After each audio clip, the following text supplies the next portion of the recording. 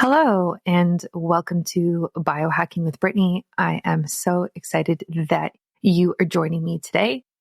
This is a place where I talk about health and wellness, and I am a registered holistic nutritionist and advanced fertility nutritional advisor, course creator now, podcaster, content creator, and everything under the hat, under the sun that kind of goes with that.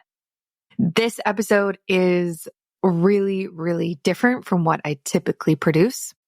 And I'm really excited for you to listen to it. So I actually recorded this in December, and it was at the end of my first trimester. I guess kind of end of my first trimester, just somewhere around there.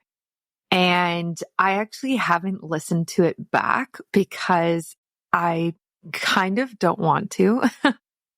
I really go into what my experience was like during that first trimester. And it's not necessarily about how to hack it or biohack it or be healthy during it. It's more of this is the reality of it versus expectations and my personal experience. And I kind of walk you through how I felt during the different weeks, what I thought it might be, and how I actually coped with all of it. And yeah, it's quite a vulnerable episode, I would say. So whenever I produce content like this, I typically kind of don't go back to it because I just let it sit and stand by itself and let it go out into the world. And I don't necessarily need to re-listen to it or relive that in full. There's also something called like a vulnerability hangover, where after you share so deeply about things, you feel like the next day you just feel kind of like hungover.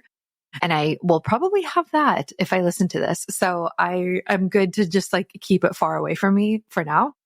And maybe I will listen to it again one day in the future. But I do know the gist of what it's about.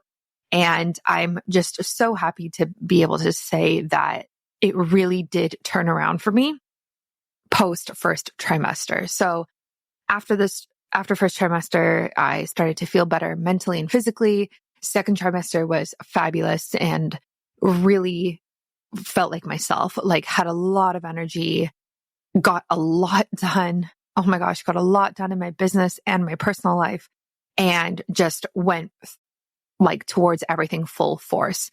And so it's completely changed versus how I felt, especially for the second half of my first trimester. So you'll kind of hear my struggles, and I'm really happy I recorded this episode because I really wanted to experience it and tell you about my experiences like real time and not reflect back and be like, oh yeah, I felt like this, but like you're actually going to hear me struggle and hear what it was like before I knew it was going to get better.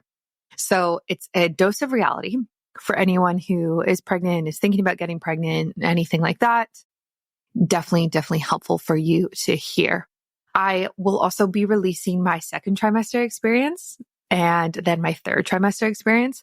And I will also be releasing episodes that are focused on kind of like hacking and biohacking these different times as well. So those are going to be completely different. Those are going to be structured around healthy habits and like looking back, what I wish I did more or what I did do that was like very successful for helping me navigate the different challenges during each trimester. So those will be different episodes. So please stay tuned for those. And then there will also be the conception episode as well. So this is super key. Man, I learned so much about this, and I cannot wait to kind of explain it to you, walk you through exactly what I did, my timeline of things, how everything happened, how I was tracking my data and myself and got pregnant and all of these things. And it's just very valuable to hear that conception story in so much detail, especially for people who are biohackers or people who are super into optimizing their health.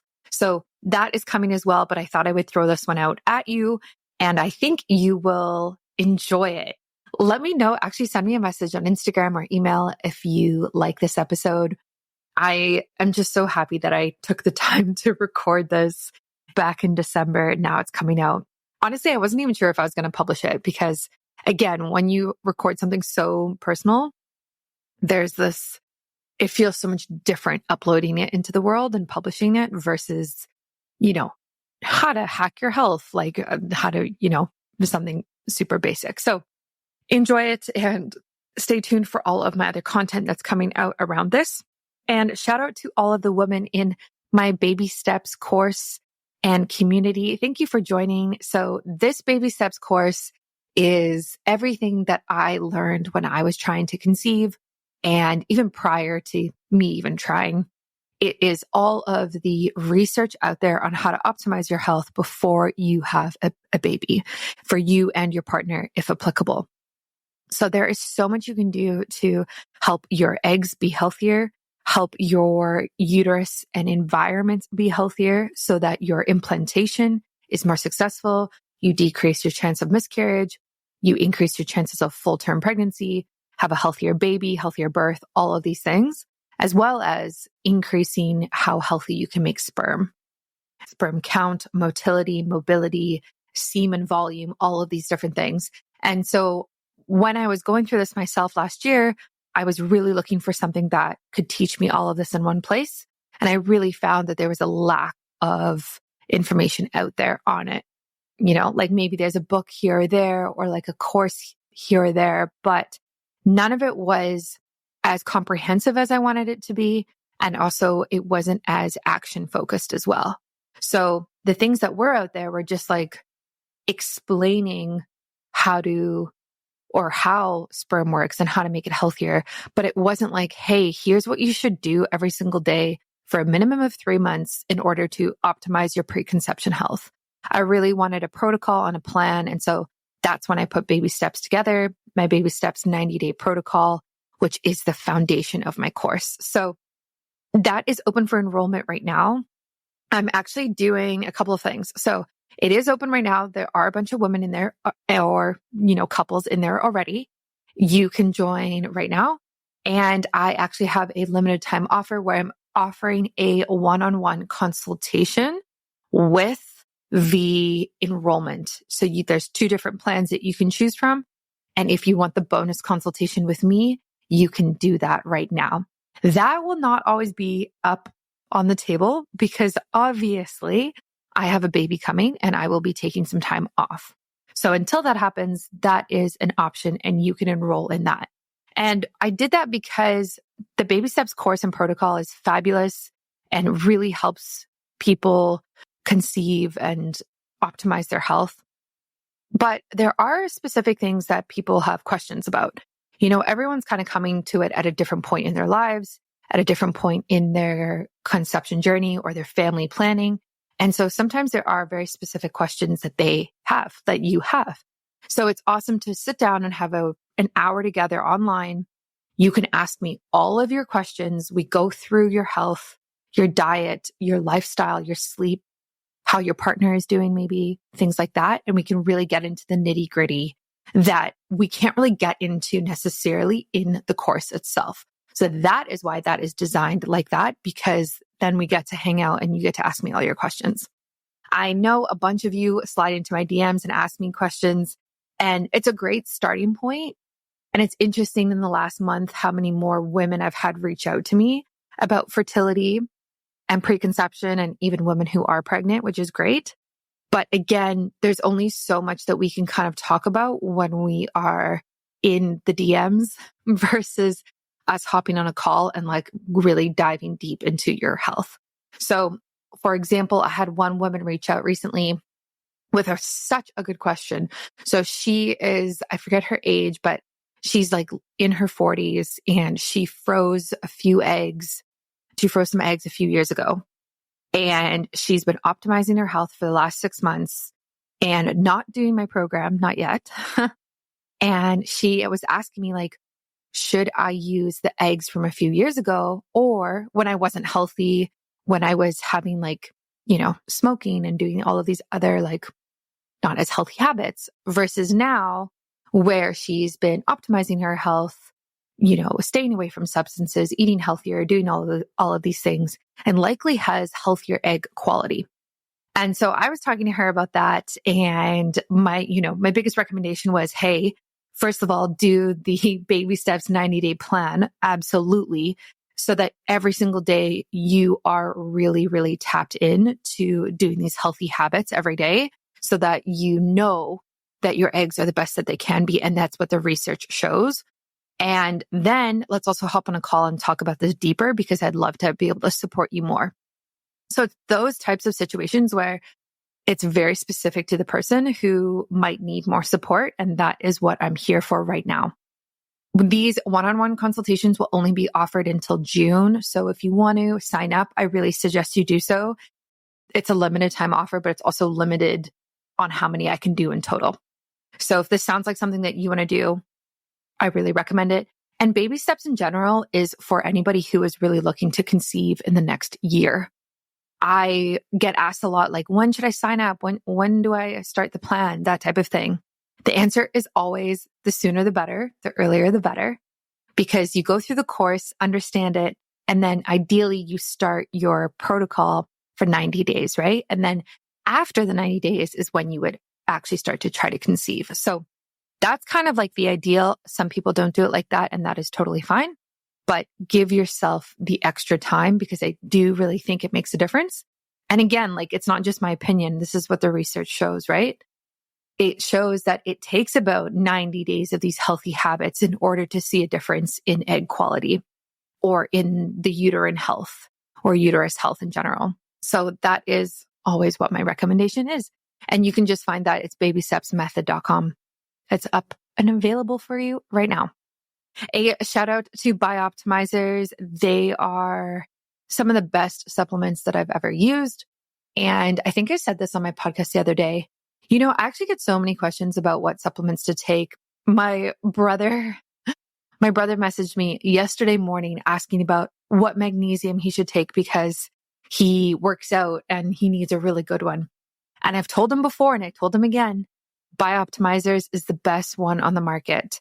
It has 7 different types of magnesium in it. So it's great for him for muscle soreness from working out or stress right now as he runs his business or life stress or whatever else is going on, anxiety, lack of sleep, those types of things.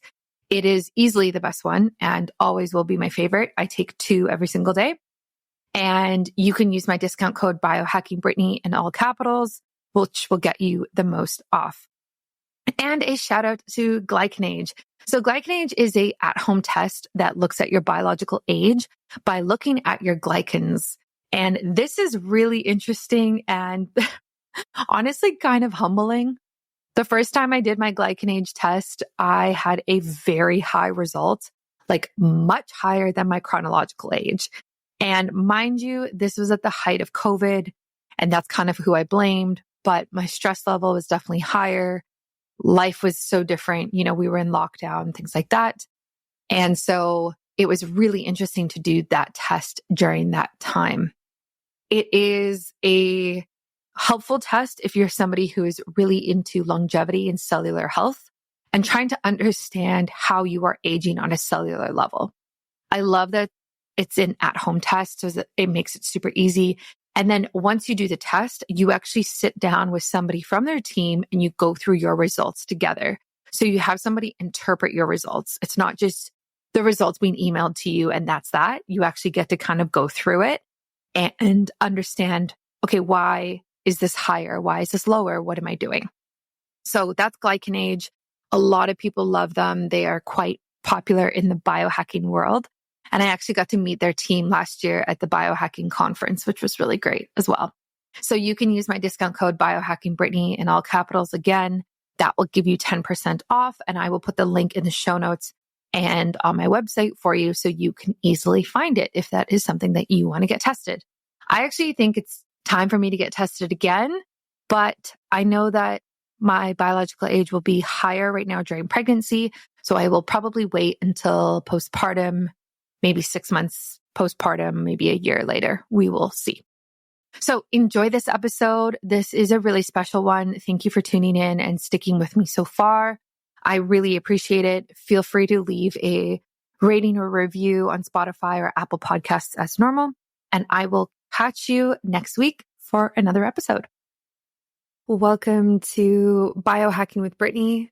I am so excited to do this episode This is such a special episode because I am recording this in my first trimester in December. So this will be part of, my mat leave bunch of episodes that will come out. And it's really wild to be sitting here and even doing this and even contemplating having a kid running around / not running around, crying, breastfeeding, sucking the life out of me more. And yeah, I'm just so curious about it. And so this episode is not about biohacking my pregnancy and my tips and recommendations. This episode is solely my experience. And there will be, if not already, other episodes out that are like more about, hey, this is what I did to biohack my first trimester or make myself healthier or how I figured this out. This is what I recommend. Like, this is just my experience so far in order to help those women out there who are in a similar space, who are in maybe the first trimester, or they know someone who is, or maybe they're out of it and they want to hear what other people's experience is like. I know that I have listened to a ton of episodes from people online about being in your first trimester, being pregnant in general. I know that I have watched a bunch of videos and just consumed content to make sure that how I feel is normal and I'm not the only one. And yeah, just kind of to create a bit of a community around it. And so that's what this is. And I really just hope this inspires you and sheds light on what it's actually like to be pregnant. I also am going to be very blunt in this episode because I feel like I wish I heard more people be a bit more honest about things. And that is part of what I'm definitely going to dive into. So today's episode is about first trimester. It's not about conception. That will be its own episode because that was a really crazy situation that happened. And then I will also do a similar episode for trimester 2 and second trimester and third trimester as well. All right. So let's dive into it. So find out I'm pregnant and, like I said, that's its whole other episode. And I found out very early. So I found out 10 days post ovulation. So that is I was typically 3 weeks, almost 4 weeks pregnant when I found out, which is very, very early days, And some women only test positive after a missed period. Some women test positive. There's really a range. So my line showed up 10 DPO, days post ovulation. And I was really shocked. And I talked about that in, the conception episode. And after that whole initial reaction and realization, almost immediately, there was a change in my mental health. And I really want to talk about mental health in this episode because it's so important. And this whole thing is unscripted, by the way. I'm just going off of my experience. And I have some things I want to talk about, but it's very unscripted. So when you find out when you're pregnant that early, or maybe anytime, for me, there was such a sense of anxiety that came right away because your chance of miscarriage is so high in those beginning weeks. So around 3, 4 weeks, 5 weeks, your chances of miscarriage is 25%. And then as the weeks kind of go on, I think it goes down to 5% at 8 weeks and I think it's 2%, 1 to 2% at 12 weeks. And then it's almost it's not zero. It's never zero. But once second trimester comes, it's, maybe 0 to 1%, 0.5 to 1%. So, when you find out in the beginning, 25% is very high. That's 1 in 4. And so what I found right away before any other symptoms really started showing up was this sense of anxiety. And I remember trying to sleep and thinking, am I going to wake up to blood in my sheets? Am I going to go to the bathroom and there's going to be blood on the toilet paper? You go to the bathroom and there's this kind of idea of you're checking every single time. And I have no history of miscarriage at all. But it doesn't mean that that anxiety doesn't come. And I could only imagine and really sympathize with the women out there who have had miscarriages and have then had to, who then get to be pregnant again. And there's that kind of anticipation of, oh, is it going to happen again? And I have friends who've had miscarriages. And around this time, I went to go see my one friend, and she had 3 miscarriages last year, back to back. And it was at 6 weeks, 7 weeks, and 8 weeks. And then she got pregnant on the 4th try or 4th round, and she was successful. And so I remember going through week 6, 7, and 8 and being like, it could still happen. It happened to her at this time. And it's really hard because there's not a lot of people you can talk to about it. And all you can do is just continue your life and wait for time to go by, which is a weird mind situation because you can't control it. You can't know what's going to happen. You can't know if it's going to happen tomorrow or in 3 weeks. So you just kind of have to put it on the back burner and try not to worry about it. And if you do talk to people about it, like if I talk to my mom or my friends, my family, they'd be like, oh, don't worry about that. Don't even think about that. And when people say that, it's such useless advice because it's going to happen and you are going to think about it. And I want the women and people listening to know that if you are in that space of worrying and having anxiety about a possible miscarriage, it's okay. And that's normal. And that is what most people and women go through. And it does get better as the weeks go on. So that particular symptom, I definitely found got better as the weeks went on. Like right now, like I think I'm 12 weeks right now. And that is like basically gone. Like I don't worry anymore. I don't really think about it. I mean, I do know that it could still happen and it's like on my radar, but it's not nearly as what it was when I was 4 weeks. And I was like, holy smokes, I'm so pregnant. Or I'm so early. And yeah, that was definitely changed my mental health right away. I will also say that around that time, it was a lot to grasp in general. And I guess I'll talk more about that in my conception episode, but it was a lot for me to mentally wrap my head around. And as the weeks went on, and I kind of got to about week 5, my symptoms started showing up. And so this was, besides the mental health aspect of the early symptoms, this was tough to deal with. So I started getting a lot of nausea, let's say. And so this is a big topic, okay? First of all, I had really bad nausea from, let's say, 5.5, 6 weeks to about 9.5 weeks. And I actually went on medication for it. And I was sick all day. So this idea of morning sickness is total BS. I was sick all day. And what I did was I noticed it was way worse on an empty stomach. So I would eat every 2 to 3 hours. And that was such a change in my life because as somebody who is a nutritionist and is so dialed into her health and nutrition, before I would wake up, have some sort of, have water, have a coffee, go for a walk, then typically have my first meal around 10 a.m.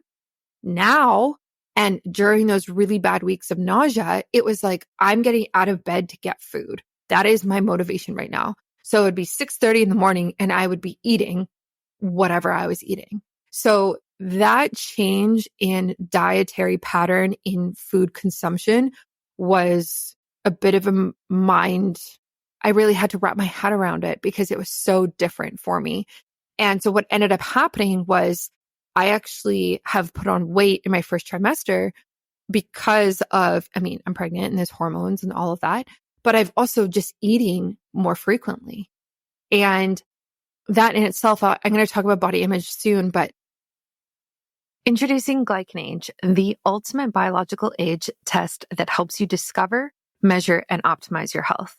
With GlycanAge, understanding your body has never been simpler or more scientific.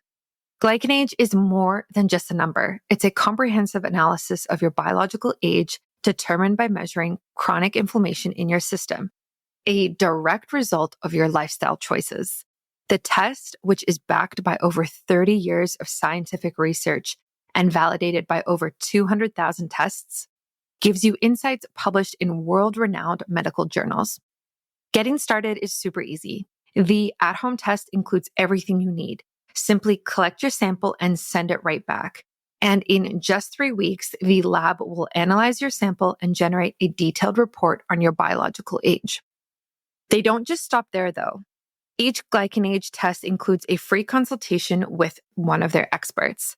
They'll help you understand your results and suggest lifestyle changes to enhance your health and longevity. Glycan age is unique. It responds to lifestyle interventions, unlike other aging clocks. Whether it's through caloric restriction or weight loss or any other healthy habit you might bring in, there are studies that show that these beneficial health changes really can make a difference in your glycan aging. Are you ready to take control of your health? You can use my code biohackingbrittany at checkout for a 15% off discount on your glycan age test. Discover your true biological age with glycan age and start optimizing your life today. So that was kind of like related to this idea of nausea. And when it was really bad, it was hard because, you have an empty stomach, so you eat food, but then you throw the food up and then your stomach's empty again. So then you eat food and then you're like, okay, now I'm going to go on this medication. And then you take the medication with the food, but then you throw up the medication. And it was the same with my prenatals. So I'm on needed prenatals, which I think is like one of the best on the market. And I have an affiliate code with them, Biohacking Brittany, I think, or it might just be Brittany. It's on my website. Go use it. It's the best prenatal. And I was just shocked when I would take my prenatal with food and then throw the food up. And then you worry about you not absorbing the prenatal because now it's potentially thrown up. And then you're like, oh, is the baby even getting all of the nutrients? So it was a whirlwind for a while there. I was living on the couch. I stopped exercising. I was working half days. I wasn't really active on social media as much. And that was basically all of November. And I just had to slow down. I had to slow down. Stopped walking my dog, stopped doing all of the biohacks and things that I typically do. And it was very hard for me mentally. I don't want to sugarcoat this. When I was in the trenches of nausea, I was not excited about being pregnant. And I want to be so clear on that because I think there is so much content and dialogue out there that says, oh my gosh, you're so pregnant, so exciting. Wow, you're glowing. This is such a beautiful time, blah, blah, blah. And it's like, no, actually being pregnant sucks. And it's really hard. And I wish that I had someone who had sat me down before trying to conceive who said, this is going to be a very difficult 9 months for you. Yes, there will be hard days and good days, but overall, it's going to be a challenge. Are you sure you want to do this right now? Because I did not think it was going to be as hard as this first trimester has been. So when I was in the trenches of nausea, it was bad. And my mental health was in a really bad place. And I am fine to admit that, to the point where I don't think I had prenatal depression, which is a thing. It's not just postpartum, it is prenatal. However, I think I was like borderline there. I remember thinking, I can't wait to be no longer pregnant versus I can't wait for a baby to come. I cared less about the baby coming and more about me just having my body back and not being pregnant anymore because I felt so crappy all of the time. And it was really hard. It was really hard explaining that to people. People don't really understand that. If you've been pregnant, you probably do more so. And obviously everyone's pregnancy is different. So there's that factor as well. But I think there's something to be said about women who are very healthy like myself. When you get debilitated like this, it's very hard on your mental health because you know how you thrive at 100%. you know what you need to be doing so that your mitochondria is producing great energy, so that your microbiome is really healthy and balanced, so that you're sleeping well and getting enough exercise and getting all of the steps in and taking the supplements and eating nutrient dense food and detoxing and cleansing. Like, it's your whole life. And when you get pregnant and have a really hard symptom like nausea, it's such a smack in the face, because what else can you do? And so I would just spend my days on the couch, and it was very, very hard. And thankfully, I have come out of that period of time. And yeah, I went on medication for it. So I was on diclexin, and I needed something to help me function, because I was not functioning. I could not work. And so I was on it, and I tried other things as well, which I'll talk about in, more of the biohacking pregnancy episode. But I did all of the things of like the C bands, the ginger, the eating, balanced food, obviously, and all of these different ideas. But it was really, really difficult. And I really sympathize with all of the women who are going through that right now. I cannot imagine. Yeah, it was so hard. And even now still, like, just entering 12 weeks, I still am not 100%. Like, I threw up 2 days ago. I was throwing up all night. And now for me, my prenatal actually triggers a lot of nausea. So I have to be so smart about how I take my prenatal. So I split it up into different doses. So every time I have some food, I will have 1 or 2 with that food versus taking all 8 at a time, or even 6 at a time. And I cannot take more than 3, or I cannot take more than 2 at a time, because I'm scared it'll make me nauseous again. So that is one of probably the hardest symptom I've been through so far. And now that I'm not fully out of it, but I'm, 75% out of it, I feel better, and my mental health is better now. So, when I kind of came out of it, I was able to get excited about a baby again and create our baby registry and think about, I get to teach my baby how to biohack and like how to eat healthy organic food and stuff like that. And that's been really nice, and it's been really good for my health. And I want to encourage you, no matter where you are in your journey, that everything is a phase. And that is what this first trimester has taught me, is everything's a phase. So when I am throwing up in the sink, I am thinking to myself, it's not always going to be like this. It will end. In a couple hours, I'm going to feel better. And in a couple weeks, like, the nausea is going to get less and less, hopefully. Right? And then I think to myself, okay, a few weeks ago, I was more sick than I am now. So we have seen that this is a phase and it's getting better, and reminding myself of that. And that has been one of the key mantras and affirmations and mental health, I don't even know, words, sentences that I'm telling myself, because it's really important to have that perspective, because I think it's easy to get into the mode of, this is my life now, right? Oh, I'm pregnant. This is my life now. This is how this is going to feel. And when I was in my like low key depressive days, I remember thinking, so I have to be pregnant for 9 months, and then I have to breastfeed for 6 months or a year, whatever I can. And I have to do all of this. What about my business? What about me?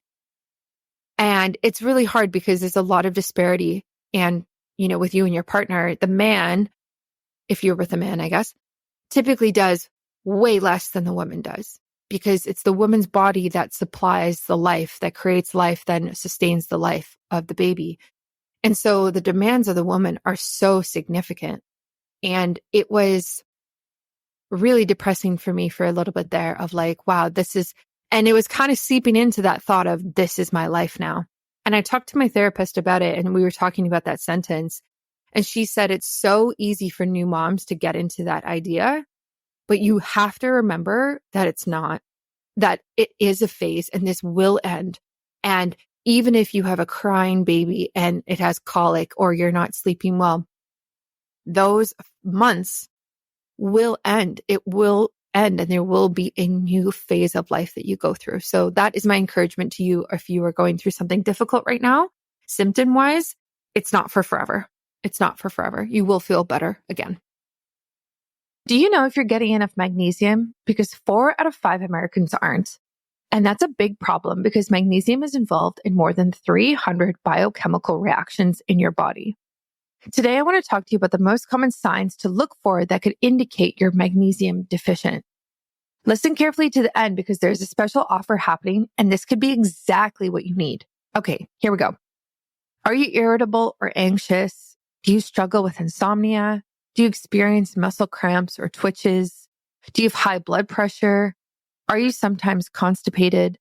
There are dozens of symptoms of magnesium deficiency, so these are just a few of the most common ones. Now, here's what most people don't know.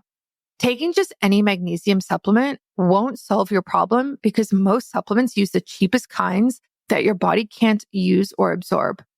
That's why I exclusively recommend Magnesium Breakthrough. It's the only full spectrum magnesium supplement with 7 unique forms of magnesium that your body can actually use and absorb. All Bioptimizer's supplements are best in class, which is why I use them. If for some reason you feel differently, you can get a full refund, no questions asked. They are so confident that they offer a 365-day money back guarantee. Just go to bioptimizers.com/biohackingbrittany. In addition to the discount you get by using my promo code biohackingbrittany, you get gifts with your purchase. That's right. You actually get gifts up to 2 travel-sized bottles of Magnesium Breakthrough.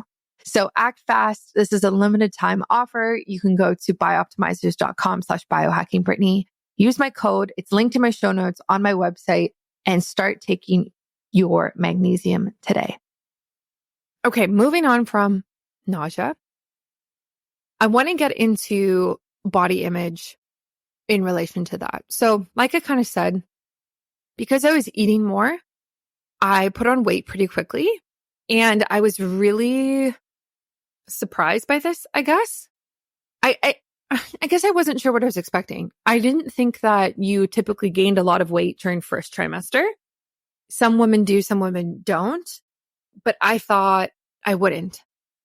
And so when I started seeing my body change, it was hard. My breasts got bigger and I gained weight, in my stomach area. And it was hard because you're not like cute pregnant in first trimester. There's no popped belly. So there's no round, beautiful thing that you can kind of dress up and get cute maternity clothes for. And there's a bump, right? There's no bump. There's just weight gain. And so it was really hard. And it is hard for me even right now without a official bump to accept that. And I weighed myself once, I think at 8 weeks or something. And I think I gained 5 pounds.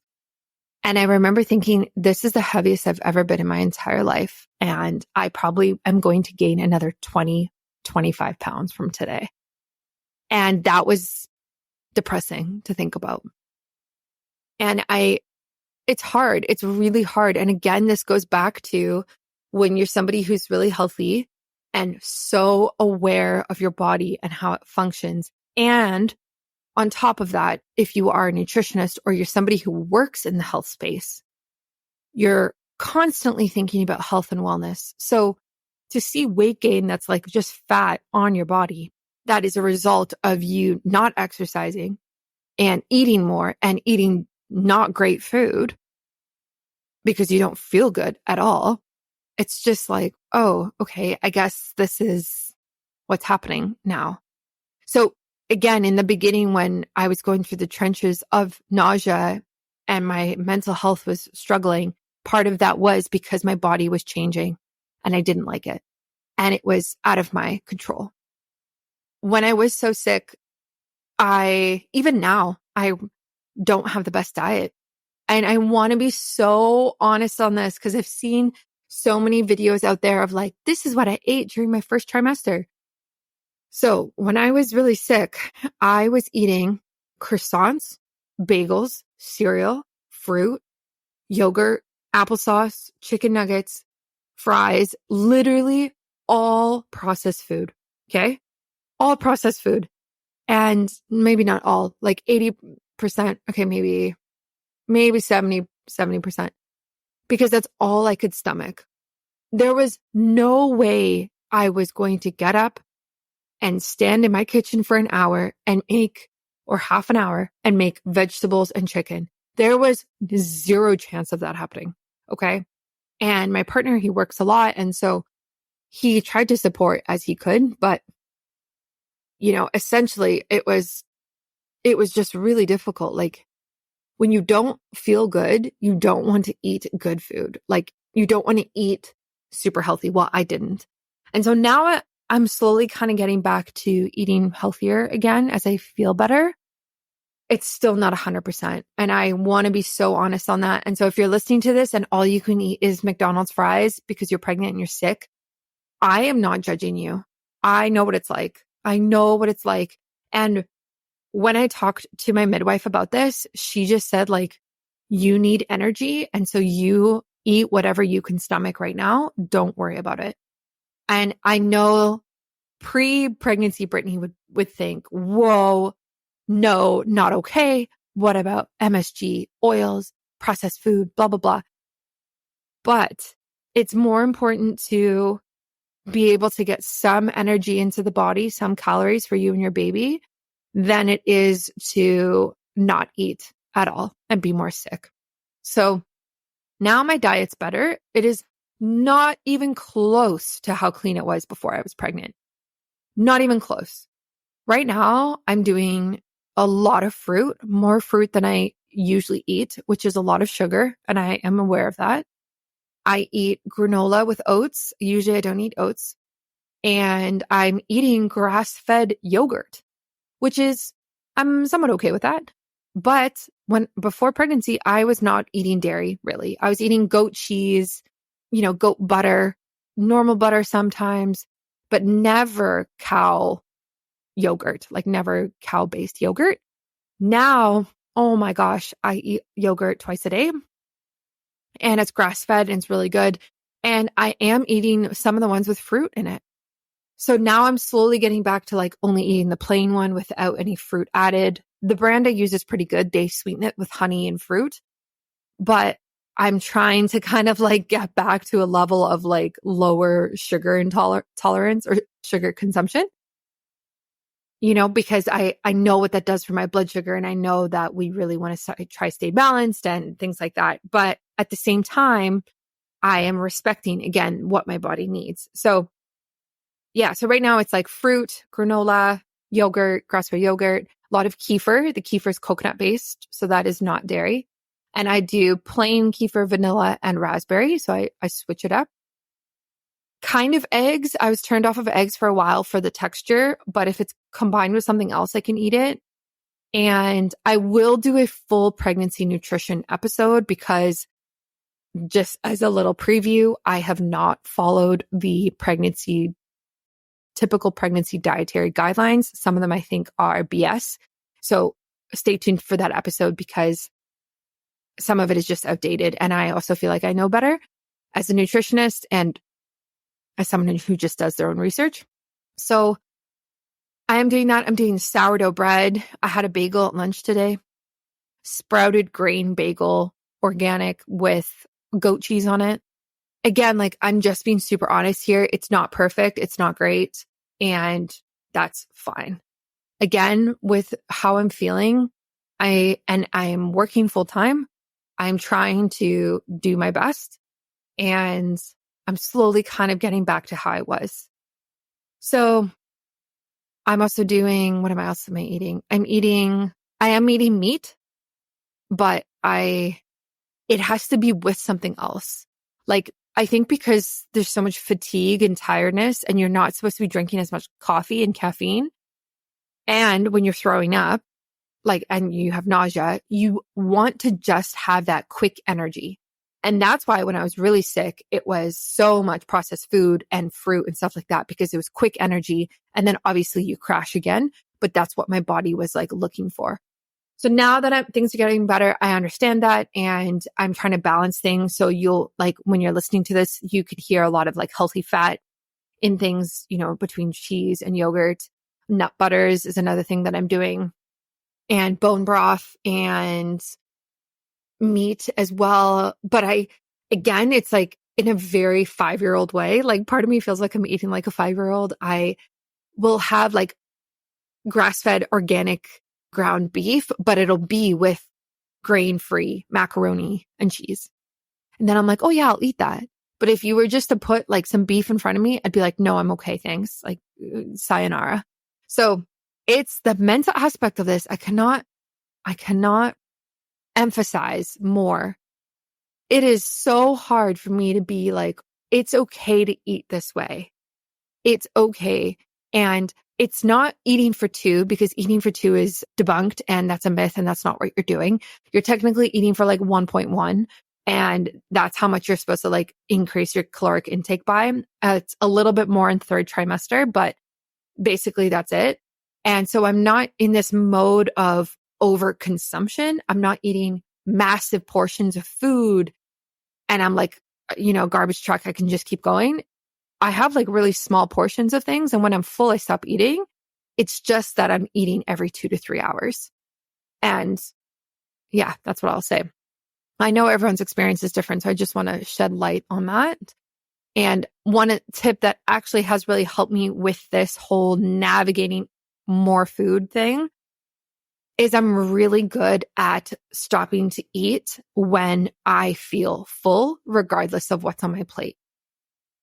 And this is a muscle that I have exercised my entire life, but more so when I became a nutritionist and understood the role that food plays and how the hormones and how that all works. So I think it's in Japanese culture, they actually stop eating when they're 80% full, because you don't fully feel 100% full until about half an hour later.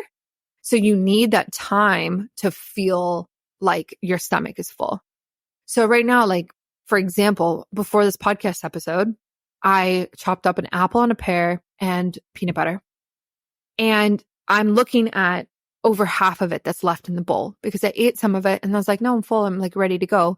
And then by the time I'm done this and everything else I have to do for the next little bit, I will eat the rest of it. So it's just this idea of you don't have to finish what's on your plate. I think that's jargon. And I definitely will not be teaching my kids that. It's if you're full and you can stop eating. I don't care if there's one piece of asparagus left on your plate. If you're full, you don't have to eat it. Please respect your body in that way. So that's kind of what I've been able to focus on. Okay, moving forward. I've talked a lot about mood, mental health, nausea, food. I talked about the lack of exercise I'm doing. Now I'm exercising again, trying to walk my dog every day, every other day, and trying to do 1 to 2 weighted workouts a week. And the workouts that I'm doing are for pregnancy. So I use the Sweat app. They have a pregnancy program on there. I'm following the one that's weighted, and the weights I'm using are very light. So 15 pounds, 10 pounds. And that has been really great. And I feel so proud of myself every time I work out, because I know my body isn't doing what it normally does. And I know it's different.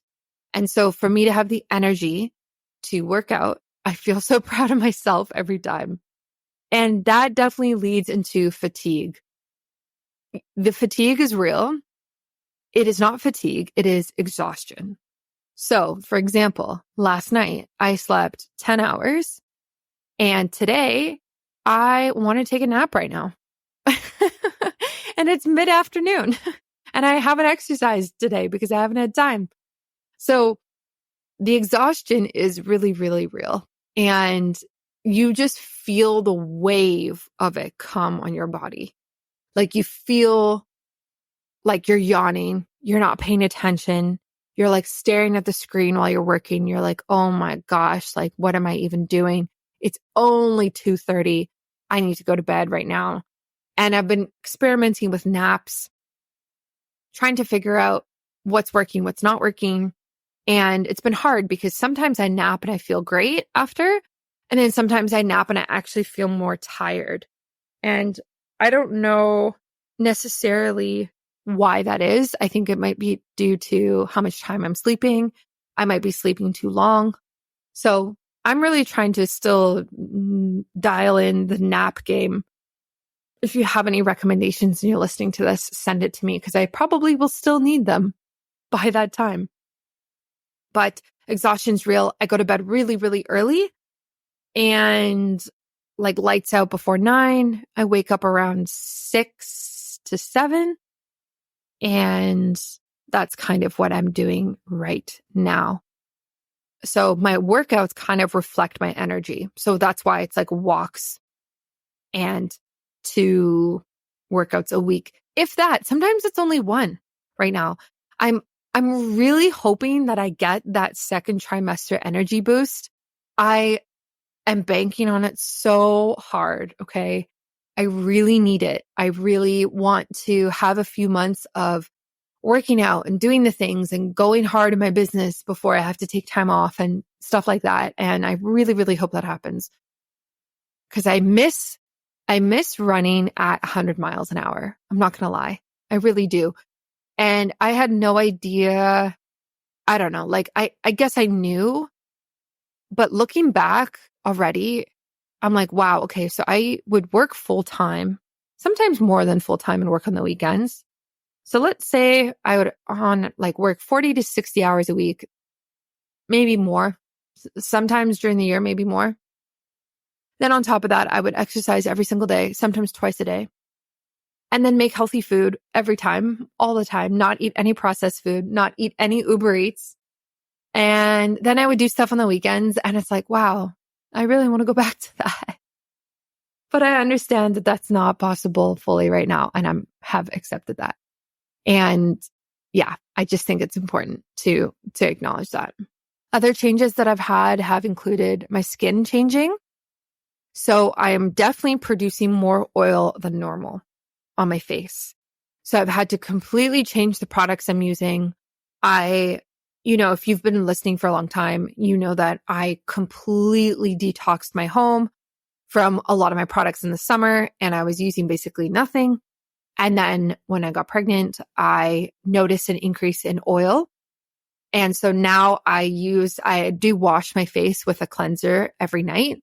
And I do use a different serum and moisturizer because I have to. And with everything else going on with being pregnant, I'm using clean products, but I'm definitely not in that headspace of, oh, I'll just let my skin balance itself and I'm not going to use anything and it'll be fine, which is what I did in the summer of like going no products and letting my skin do everything that it wanted to do because I am dealing with enough. And the last thing I need to deal with is like a very uneven skin texture and things like that. And so because I was producing more oil, I had an increase in acne and just like a few pimples here and there.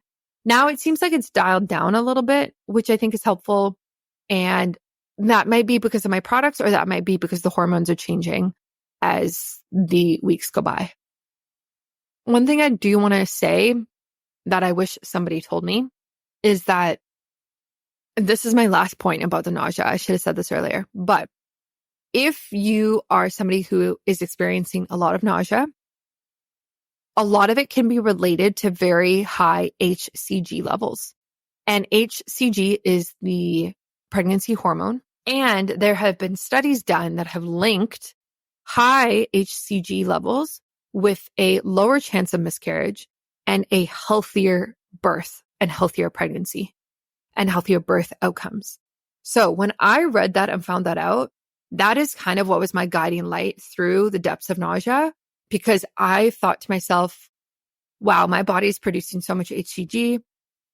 It's doing a great job. This is the side effect from that.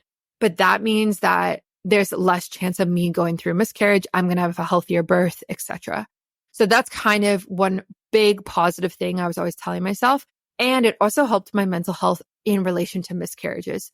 Because I felt so pregnant every single day, I was like, I really don't think I'm going to have a miscarriage because my hormones are shooting through the roof.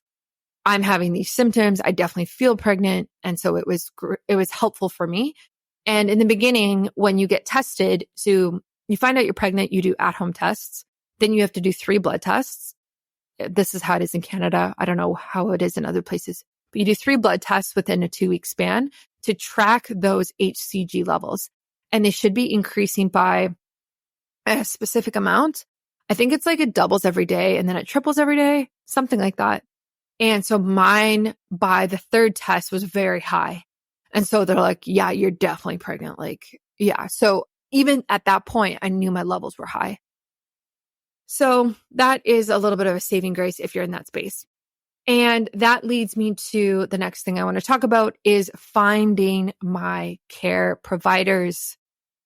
I think I will probably talk about this in the biohacking pregnancy first trimester episode, because this is a big, not biohack, but really thing that can help you during this time. So I opted for a midwife over an OB, and I applied to multiple midwives because I want to have a home birth. Now, who knows how that's going to end up happening, but I want to have a home birth. And so I want a midwife. And even if I didn't want a home birth, I would want a midwife. I want somebody who is going to be more involved, more caring, more there during pregnancy and postpartum. And I just think that there's something to be said about having someone dedicated to you versus here you would have an OB. So you would have like a doctor. And then once you go into labor, you would go to the hospital and whatever doctor is on staff is the doctor that would deliver your baby. Versus when you have a midwife, the midwife will come to the hospital and support you. And so you already have that established relationship. Or if you have a home birth, they can deliver the baby at home for you. They are medical professionals. So that has been great. Now we have currently 2 midwives because we are debating moving, which I think we will be moving.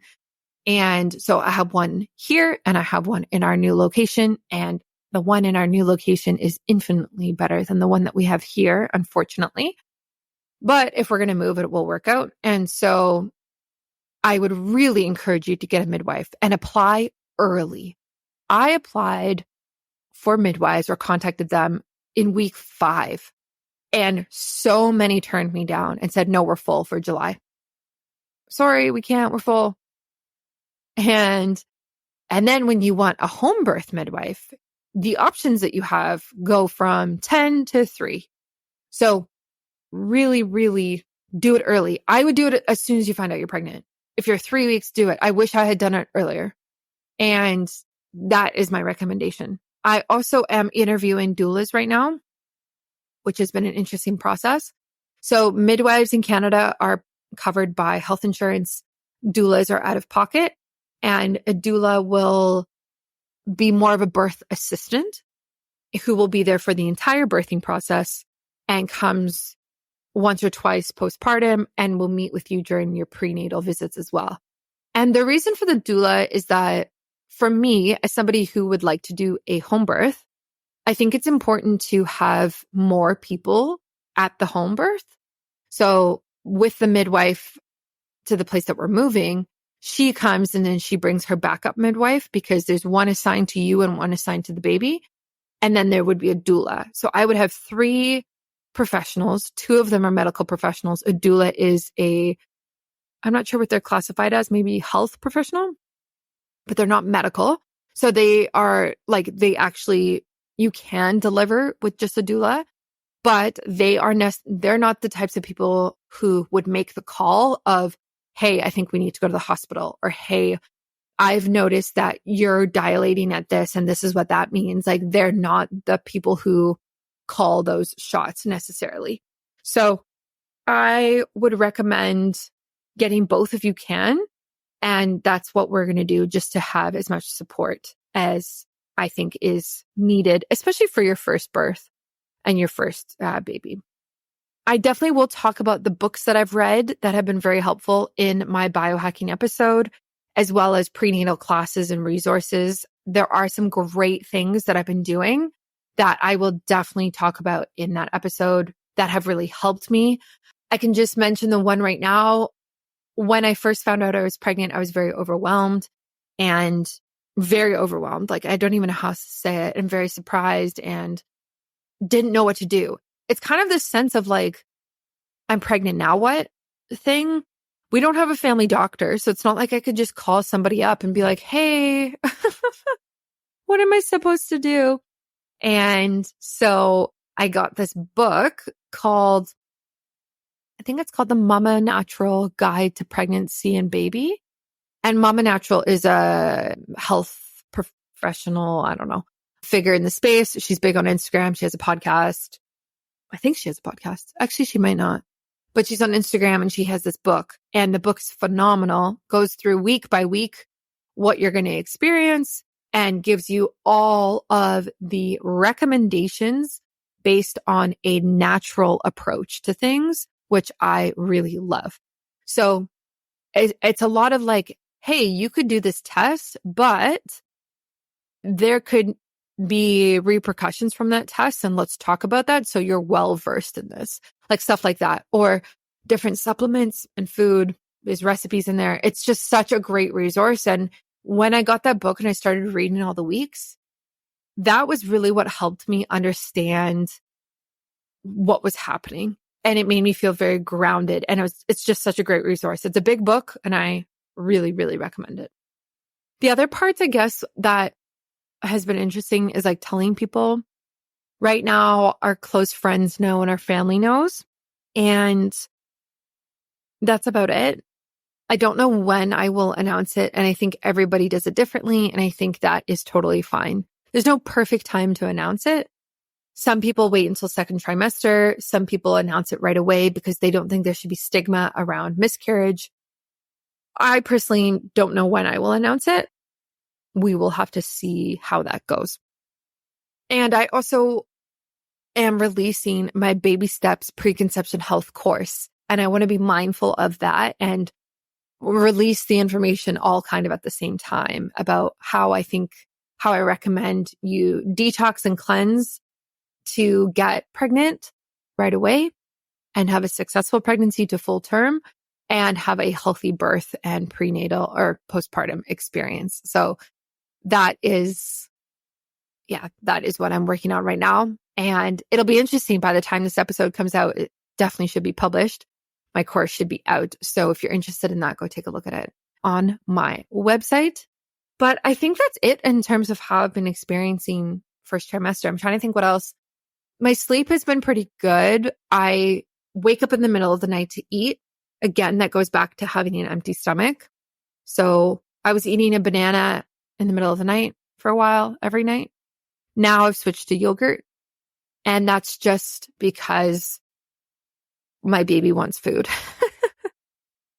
And I think it's hard because you really do have this fetus that is sucking everything out of you at all times, 24/7, all of the time. Your physical health, your mental health, your energy, your food, your nutrients, all of it. And man, I had no idea it would be so draining, so incredibly draining. So kudos to every single woman who has ever had a baby because it's so hard. And I just have so much respect. And I'm really excited about the journey ahead and how second trimester goes and third trimester. And if we move, my course coming out, postpartum and going through postpartum and breastfeeding and also, navigating the whole getting my body back and all of that body image BS. And man, I'm going to have so much content. It's going to be great. It's going to be great. And I really just love this like community of healthy women and healthy mamas and mamas to be that is starting to cultivate, because there is not a lot of people talking about biohacking pregnancy at all, or preconception or conception or postpartum. None of it. It's just like, there's not a lot of people talking about it. And I'm just so excited to be able to share honestly with you how I'm doing with things. So those are basically my symptoms. Other things, I guess, would be libido. Libido has been probably a bit lower But I think that's in relation to not feeling good. When you don't feel good, you don't really want to have sex, right? Like you just kind of are like, meh.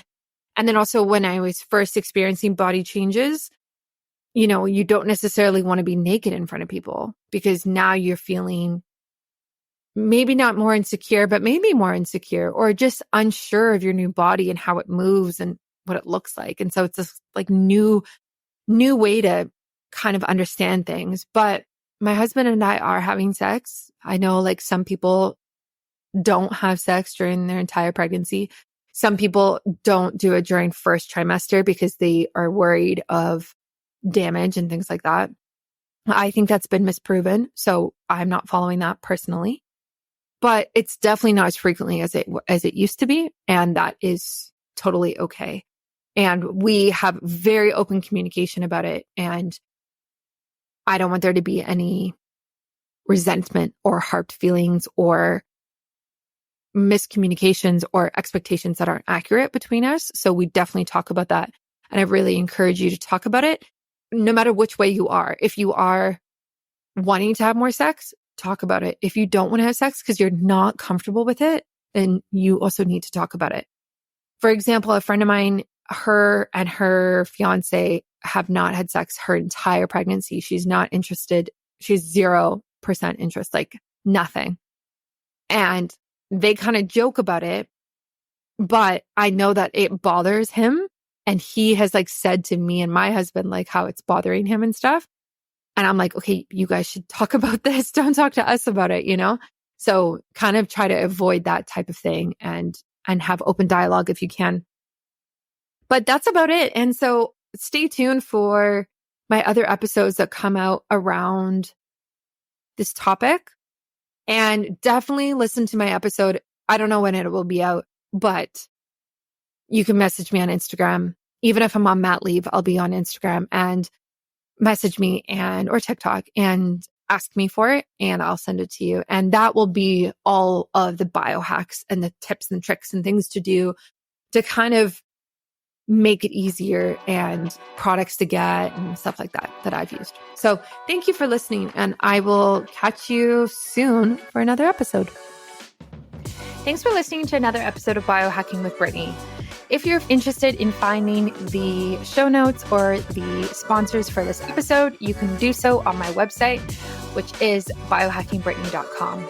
Remember to follow me on Instagram where I'm most active. My handle is @biohackingbrittany. And if you're interested in working together and you want to email me directly, you can do that. My email is info@biohackingbrittany.com. And I look forward to hearing from you and having you tune in next week.